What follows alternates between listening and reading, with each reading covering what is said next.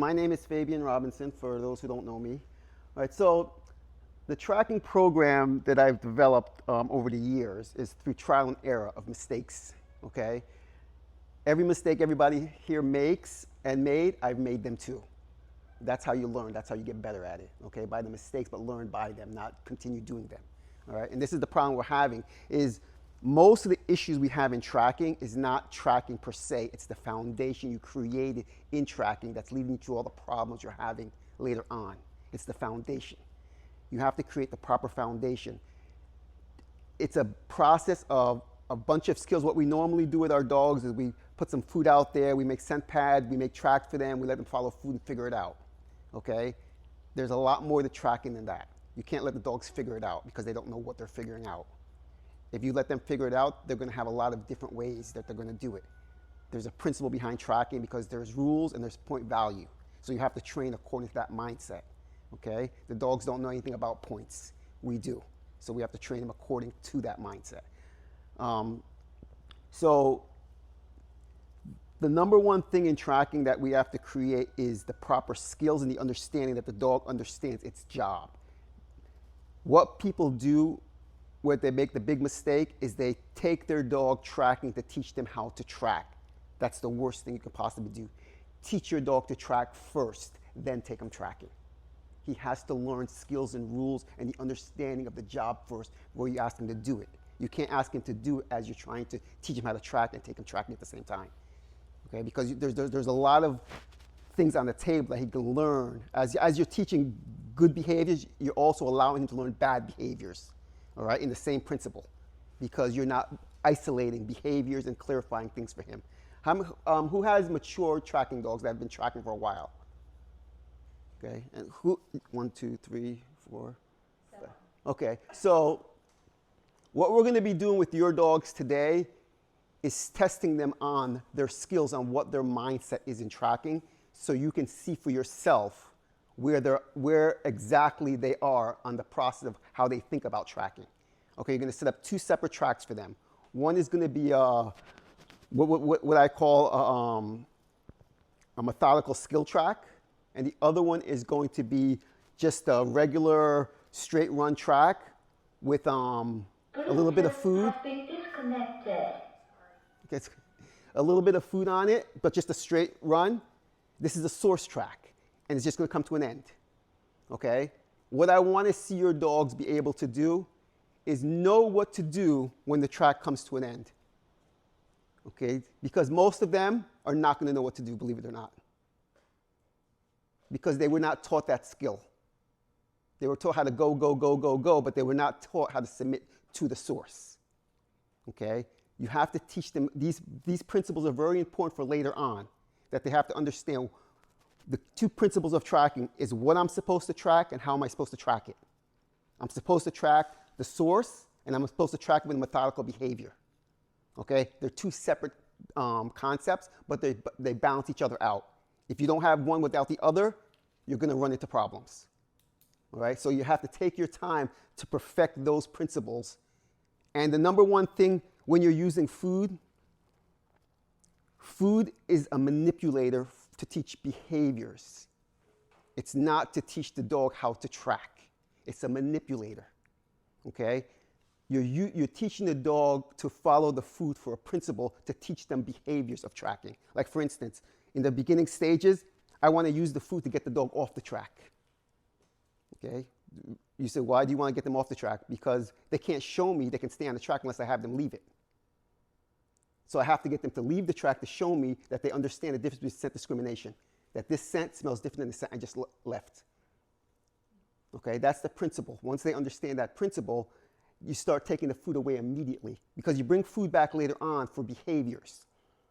But you want to start from the foundation work is getting the food out of their head. Okay? Source leads to food. Food does not lead to source. Source is the principle of tracking, not the food. Okay?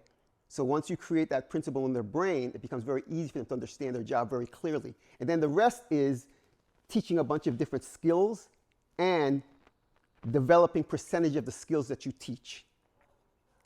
When you start percentages, and the dog understands all the skills that you taught them, then you're going to say, okay, I'm going to start my percentage, because percentages don't lie.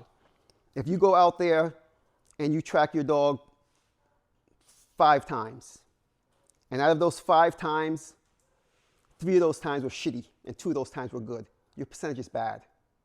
When I say shitty, I mean if you have to help your dog, once they get to a certain level of tracking, if you have to help them at any time in the track, at any time, correct them or do anything, it's a failed track. You have to fail them instantly. Okay, that's why percentage is so important.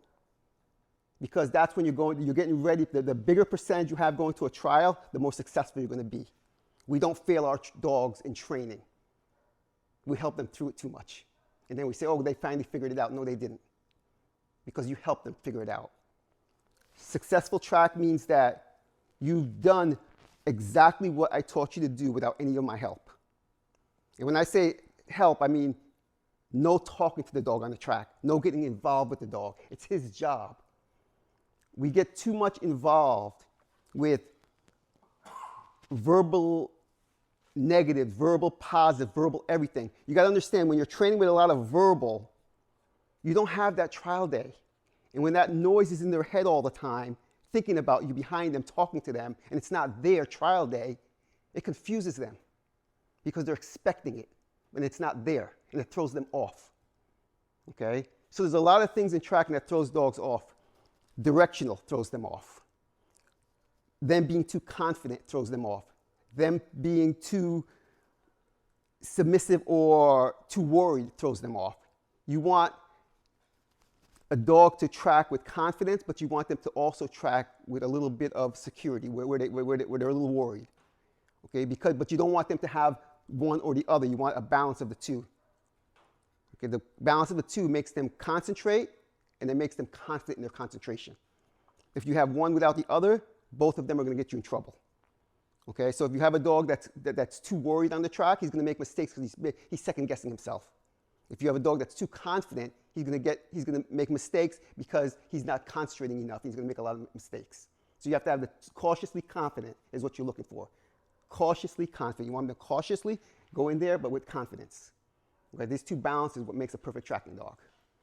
Okay, so what we're going to do with these dogs is we're going to test those dogs today. So everyone's going to put those 2 tracks. So the one I want you to do is I want you to make it very easy for your dog to get to the end of the track. All right, so all you're going to do is make it almost like, it doesn't even have to be footstep. It can be like a long scent pad. Okay, so all I want you to do is put the flag down and just kind of make a line. It doesn't have to be like just a long line about maybe 20 paces. We want the dog to follow that line. Okay, and when he gets to the end of the line, we're going to mark it. So say this is the end of the line here. Okay, we're going to mark it about here. And this is his failing point. No food? No, you can put some food.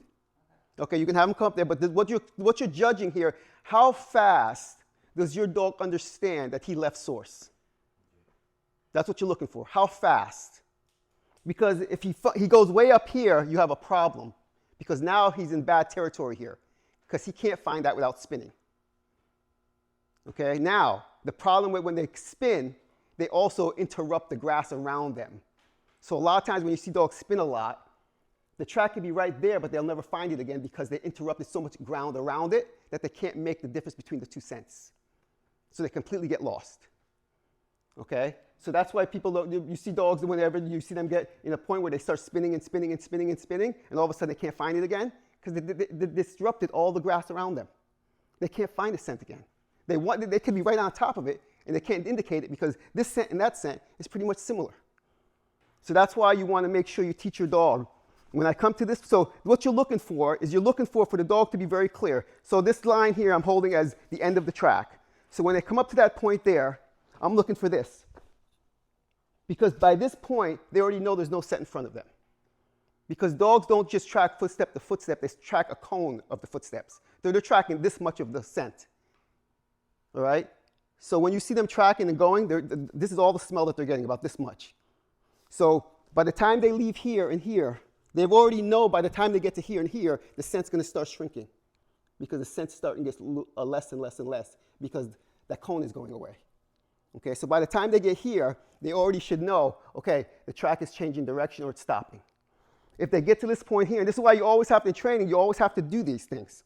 You always have to have the point where you want your dog to make a decision and the point where you have to clarify you did something wrong.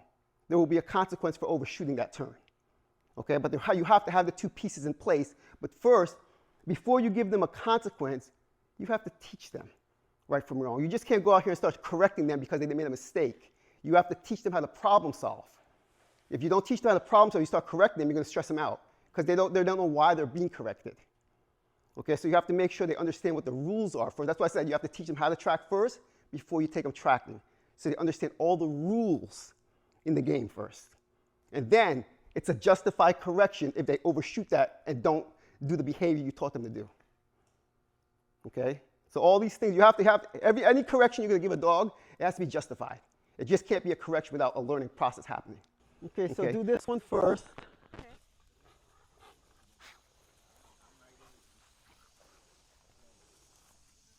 Remember, have some food to bring him back to after he overshoots it. Yeah, I got some. Ooh.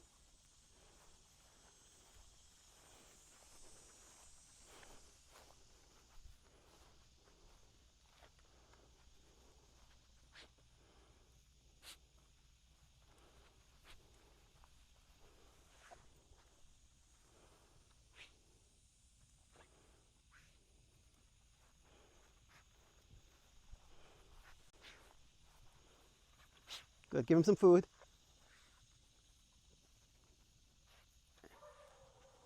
That's it, end it right there. Take 'em off. Take 'em off. Yeah, grab him and take him off. That's good. He gave good indication. Okay. Good start. That's not typical. We'll usually overshoot it. But he gave good indication there that he stopped instantly. That's what you're looking for. Okay, good.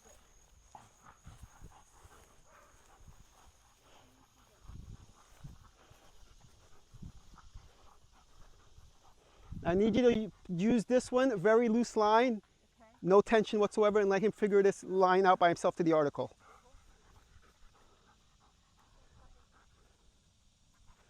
Loosen the line.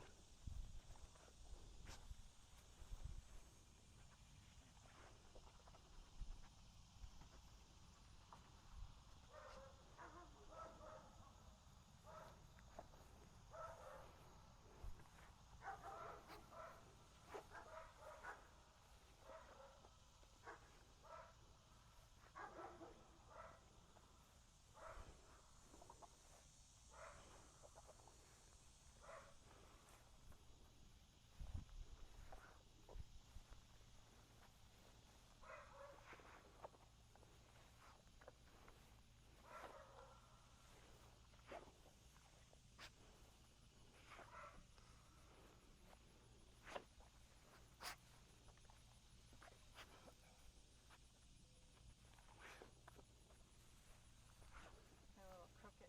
It's okay. Good, the article's right there, you can plot some. Good. All right, perfect. You saw the first one here? He needs to develop that kind of behavior here. Oh, okay. Okay, that's the behavior you're looking for. That's not the behavior you have when there's no food. You need this behavior Okay. like that. Gotcha. So you're gonna go, so this is what tells us what we're missing.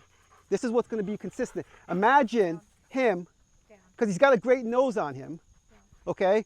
But he needs a little bit more understanding of discipline and rules on the methodical. Even though he did most of the methodical, he was hunting for it. Okay. He wasn't going footstep to footstep to footstep to footstep like this. So the behavior wasn't in check. He was, oh, there it is.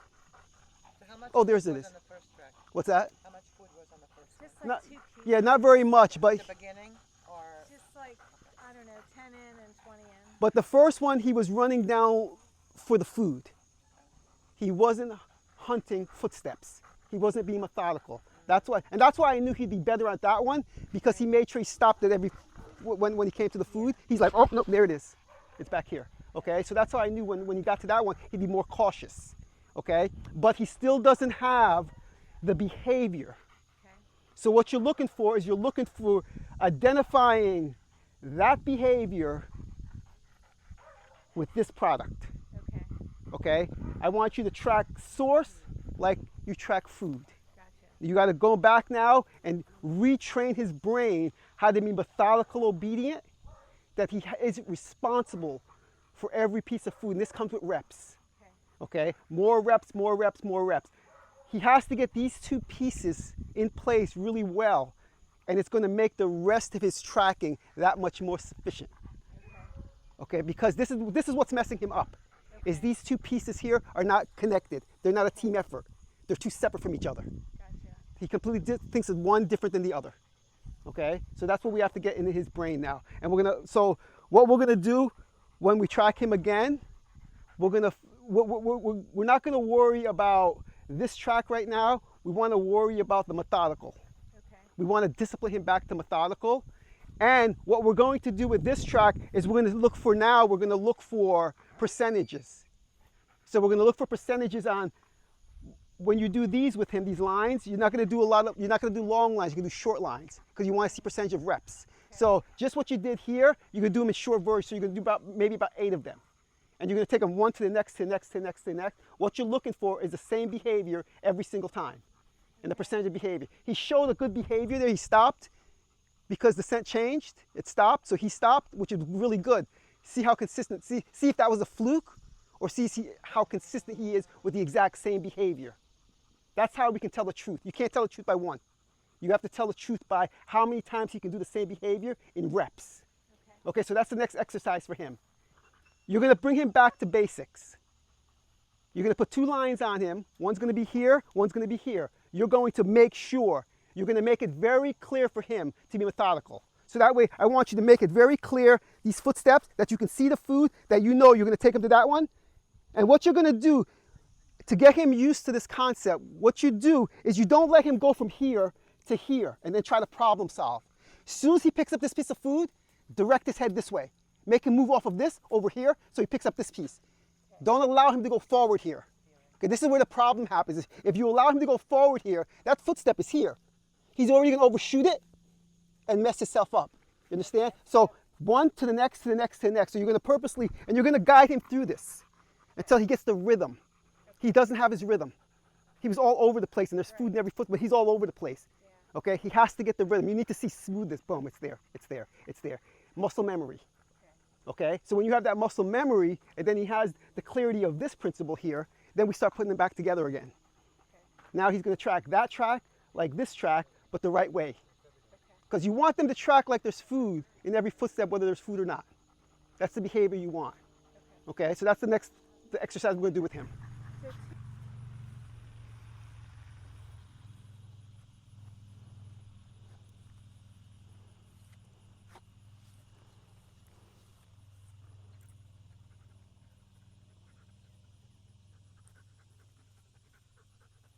Good. Reward him. Go ahead and take him off.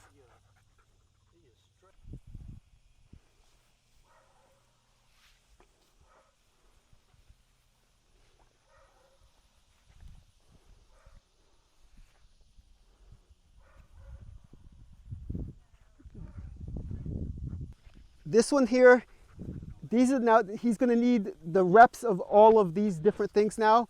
This here, what he's showing you here is that he needs more of the discipline of straights. And this is how you're going to start judging it now. If you have to do what you just did at any time, that was a percentage against you. You take that percentage away. That means he failed that one. That's why there's got to be reps of these. You can't judge him just on that. You have to judge him on several of those and see if he understood. So say this one here, he got discipline on. He failed that one, but see if he learned by his failure to the next one. Because you can't, by correcting him and not moving on to see if he learned anything, is unjust to the dog. We accomplish absolutely nothing. All right? So corrections are necessary. So this is what these are for. You can see he understands what his job is because he stopped instantly when he overshot it. He instantly stopped. So he knew that there was a difference between source. So that's perfect.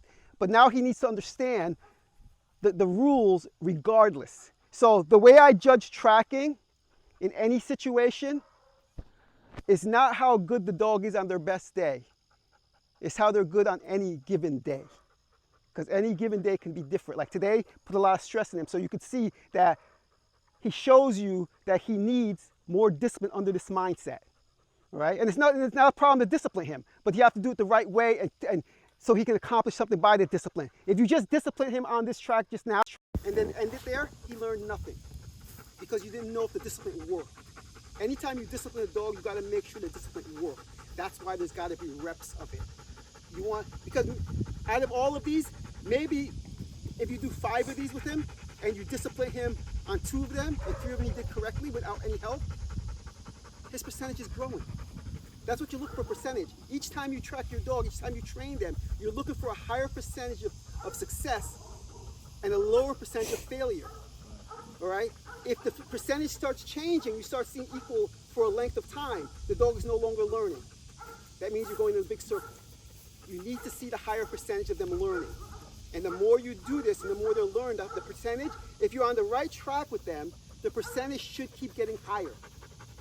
That's how you know you're doing something correct. If it stops getting higher and starts getting lower, you're doing something where you got to change something. Because by consistently doing it, you're still not accomplishing anything. Because the percentage of them doing it wrong overthrows the percentage of them doing it right. One thing that never lies is percentage. Wrong is wrong and right is right. If you do more wrong than right, your percentage is wrong. It's just that simple. And you got to keep it that simple. Okay? So that's what tells us as trainers, are we on the right path with our dog? Because if we're training them and we're not seeing success grow, we're doing something wrong. We have to stop and say, okay, let's change something.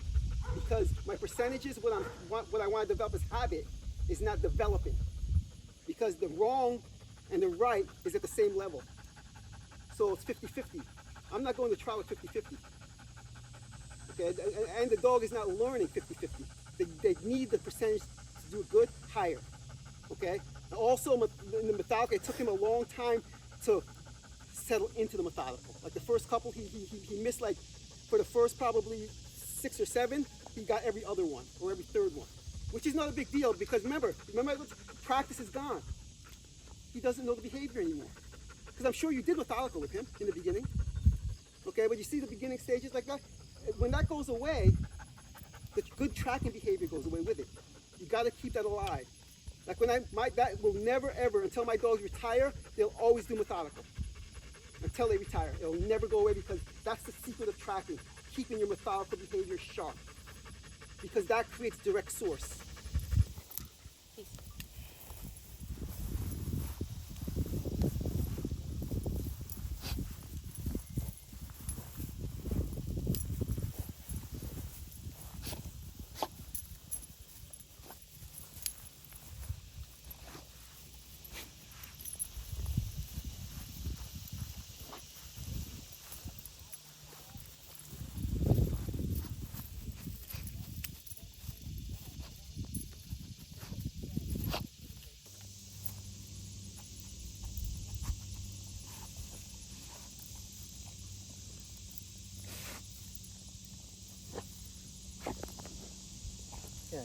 This is a perfect example of what I was talking about earlier, overthinking. Yeah.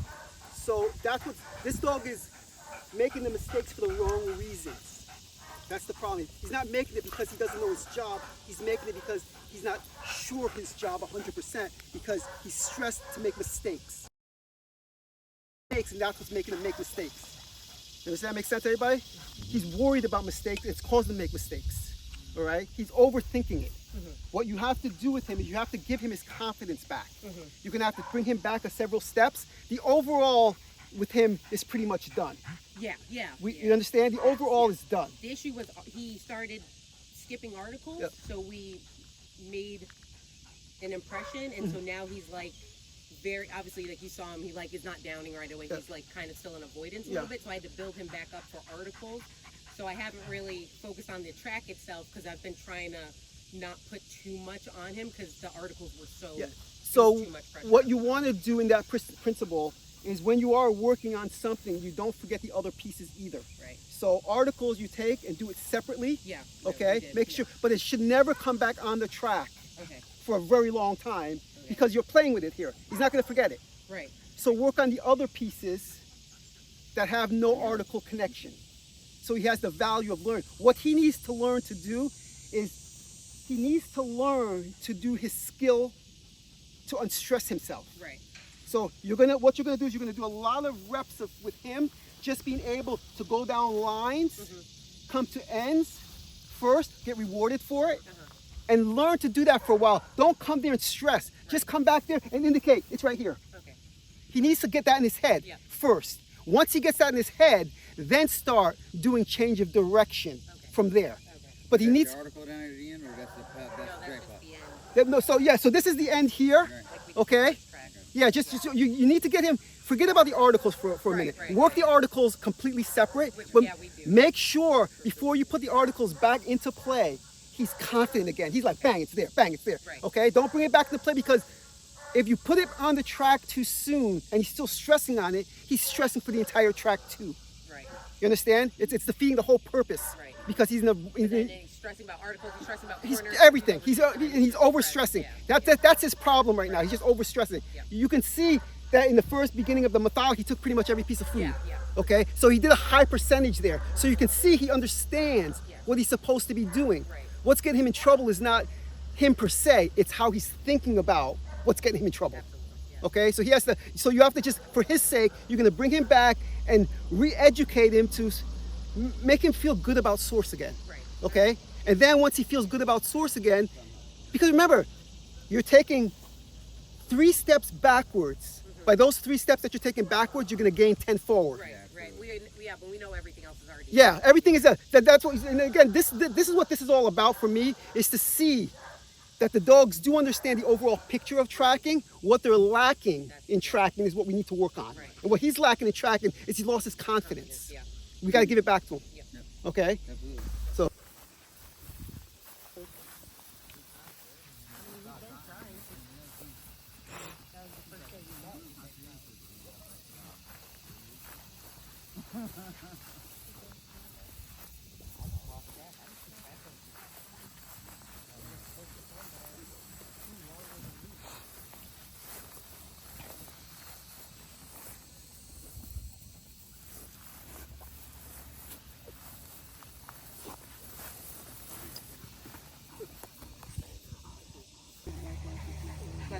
So we have to work at one problem at a time. Okay. Okay? The desire of tracking is not the problem. The understanding of tracking is the problem. Okay? Okay. Meaning, the only time it was ever stopping is if it actually smelt a piece of food. Yeah, he's just rushing. through Yes. it. So we're going to do a couple of things with this one.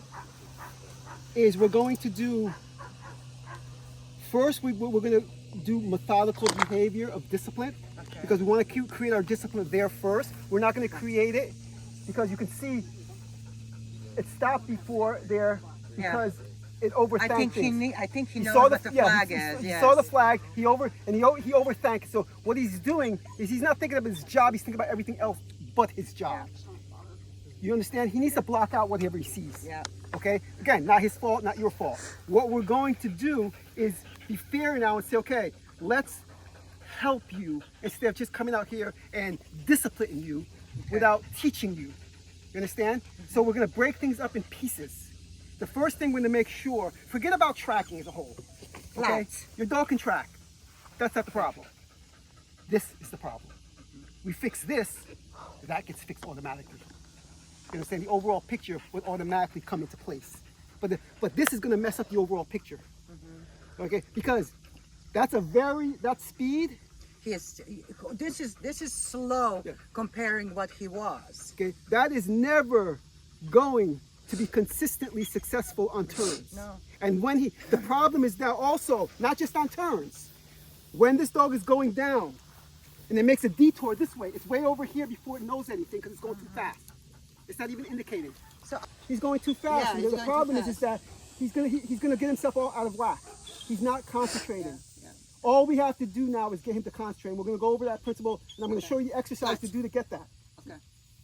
Everything else is there. Okay. You got to show me desire, and I will put desire to work. Yeah. If you don't show me desire, I have nothing to work with. But he's got a lot of desire. We have to put it in the right place. Okay. We're not going to take the desire away from him.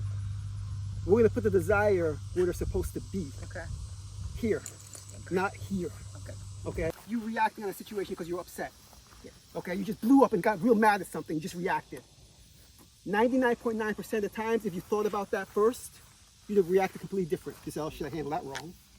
Because our reaction gets the best of us. Because there's no thought process in the reaction. It's a reaction. Okay, so 99.9% it's always wrong. Because we're reacting with anger, not thought, or with reaction. The right way to do it and there's a wrong way to do it. And then once you teach that concept, now I can hold you accountable. But you can't hold anything accountable unless they understand the rules of it. Because it's unfair. You know, if I just started coming up to you and you're just doing something on a random and I start yelling at you, you can say, well, why are you yelling at me? Why are you disciplining me? What am I doing wrong? That's what happens with the dog. We're correcting it for something they have no idea. But if I taught you to do a job, and I said, hey, you're doing that wrong, you say, oh, so I'm sorry. Now you have an understanding because I did teach you how to do correctly and you chose to do it wrong. So therefore, I can discipline that. And then therefore, you understand it because you know the right and wrong way to do it. So we have to make sure dogs understand that.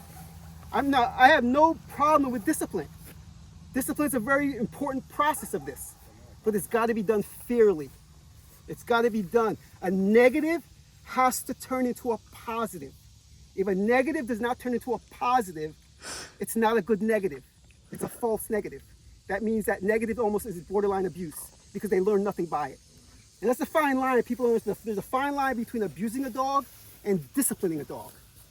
Discipline means that they learn something and you don't have to keep doing the same discipline with them because they learned something by it. If you keep discipline over and over and over and over and they're not learning, it's abusive because nothing good came out of a negative. All right, so if I'm doing something with my dogs, I have a 3 principle rule. If I have to correct you more than 3 times for something and I don't see the light bulb go on, I change my process because now I'm abusing you because you're learning absolutely nothing. Okay? I'll know when you learn because now I don't have to discipline you for it anymore. So that negative turns to a positive, and once that positive turns into then now you want the positive to grow. Once you develop positive grows, negative dies. That's how you want the process to work. That's why the negative and positive have to work that way. Negative has to die. Once it's used, it dies. And if you do it correctly, the positive grows.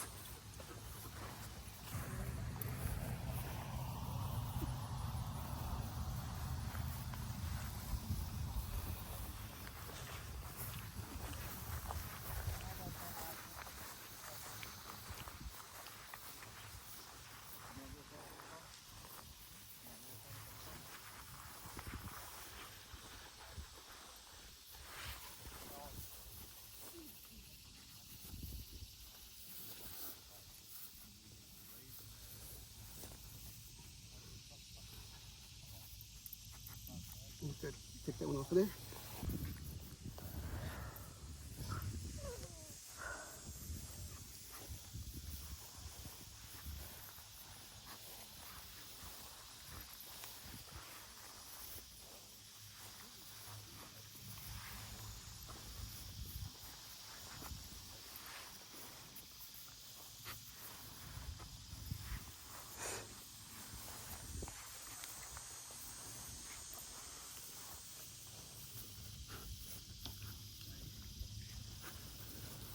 See why the basics are so important.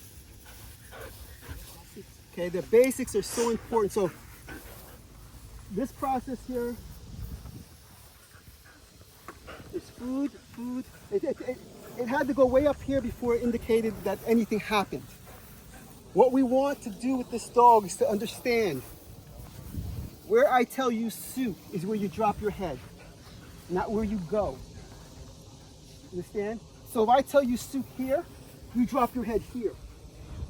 If I tell you soup back here, you drop your head right here, and then you go. That's what stops the reaction of going forward, because it's a behavioral process. Behavior means I have to think about what I'm doing first before I go. What this dog did each time is it reacted. That's why it went so many steps ahead. It didn't even smell any of this. It just went zoom.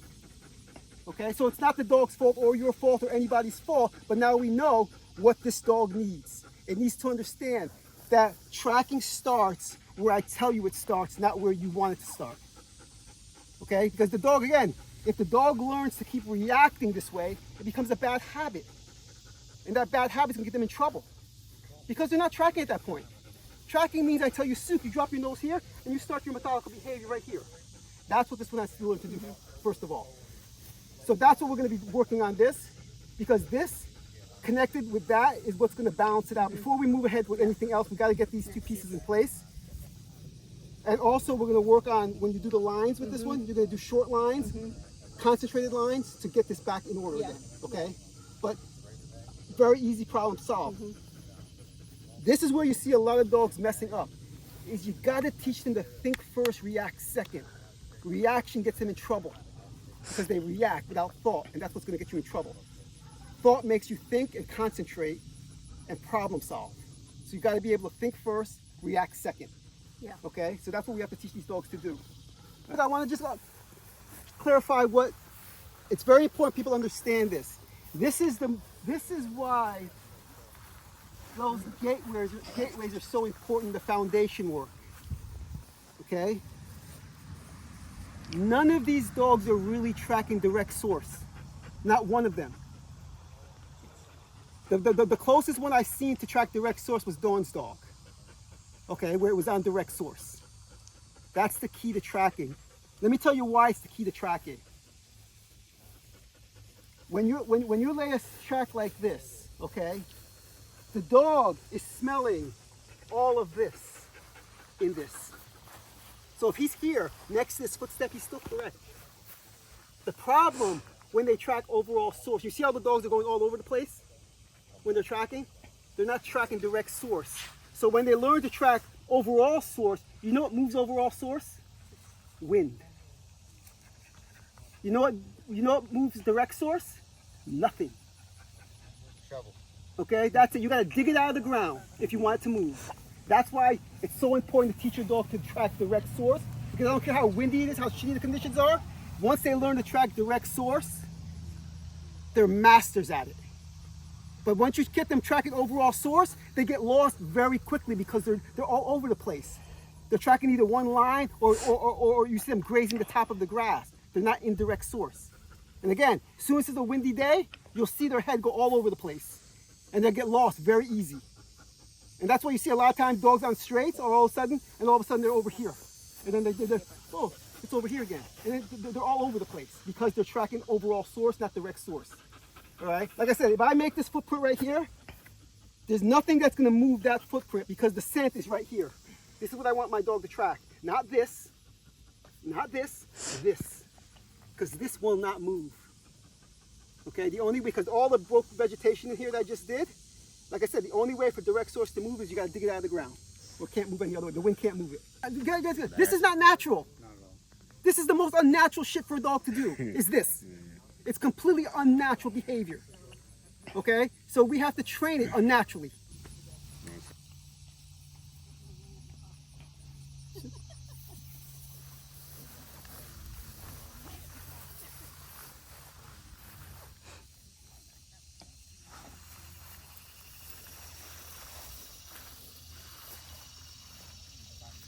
Be up closer.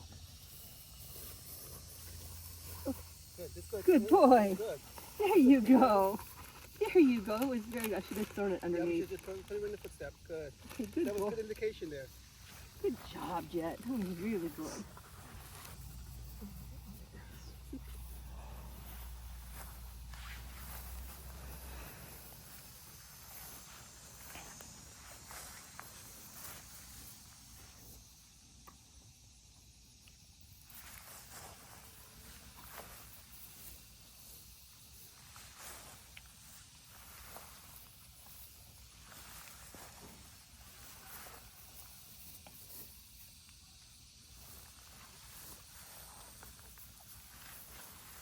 So every dog, I want to point out the difference between every dog on their mindset of when they're tracking.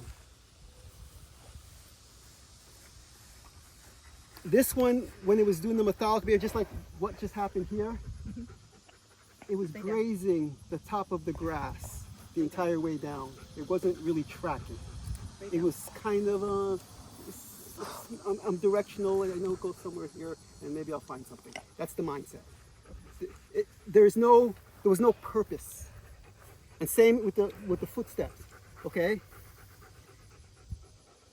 The food stopped him. Right. There's a difference.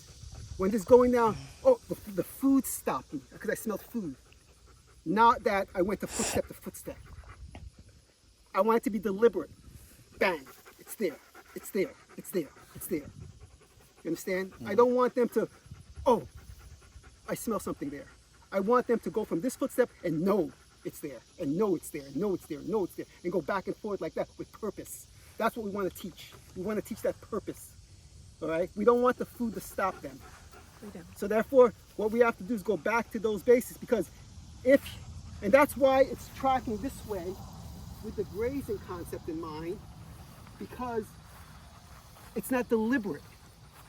You understand? It's every footstep. Remember, you want to train every footstep has the same value. One does not have a better value than the other.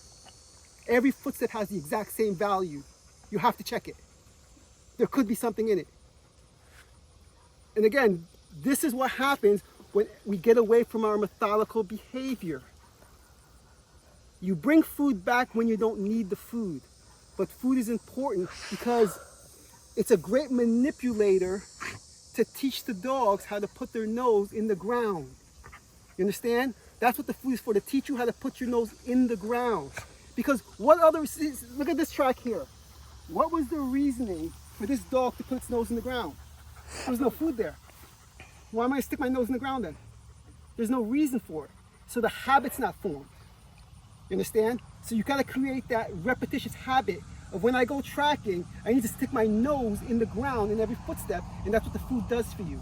Because there's gotta be a reason for me to stick my nose in the ground. You understand? You gotta give me a purpose for it. But by repetition of that purpose develops habit. It develops habit. So once they start doing that consistently, habit takes over. They don't know any other way to do it. I have to put my nose there. I have to put my nose there because I don't know any other way to do it. That's what habit is. I don't know any other way to do it but this way. But because this one had another way to do it, it did it that way. Because this was not done consistent enough. You cannot discipline the dog unless you have a cushion of discipline. That's what the food is for. Okay. I can be as strict as I want with the food. Okay. You got a balance there. You got food. You understand? You're going to forget about that discipline because you get to eat. Right. But when you're tracking, you start correcting them for that, and they have no reward or no balance, and they're like, oh shit, I'm stressing. Because what am I getting out of this shit? Yeah. I'm getting a negative, but where's my positive? You understand? That's why it's so important. That's why the food is so important. That's where I put all my discipline. See, I got humiliated for tracking with steak, so it's like, no, you got to track for kibble. He doesn't like kibble. No, you track what the dog likes. Okay, because then it was like, why should I put my nose down? I'm getting corrected, and I hate the food. Yeah, again, but you got to form the habit. It's all about habit forming. Okay. And this is why I stress to everybody, when you create a great foundation, you always have something solid to go back to. Because as you start tracking, shit's gonna go wrong. Don't think it's all gonna be perfect. Okay. But you set yourself up for that already, to fix it. You set it up in your foundation work, so when shit goes bad, no problem, got it covered.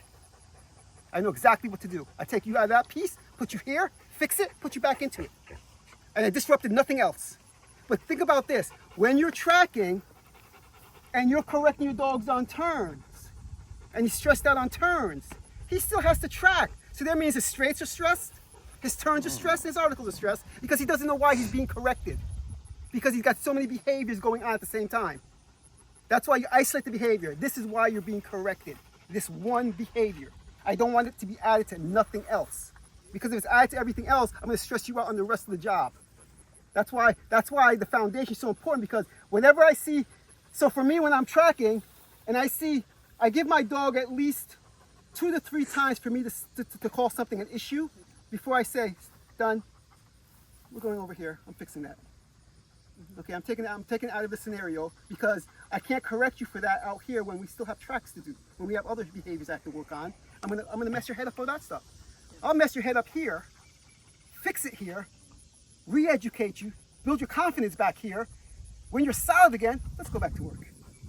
That makes so much sense. You understand? I wish I had done that. I wish I had done that. Now, I don't ever bring my dog, I don't ever bring them there. Once I start seeing I have to correct you out there, because at the end of the day, you're looking to proof.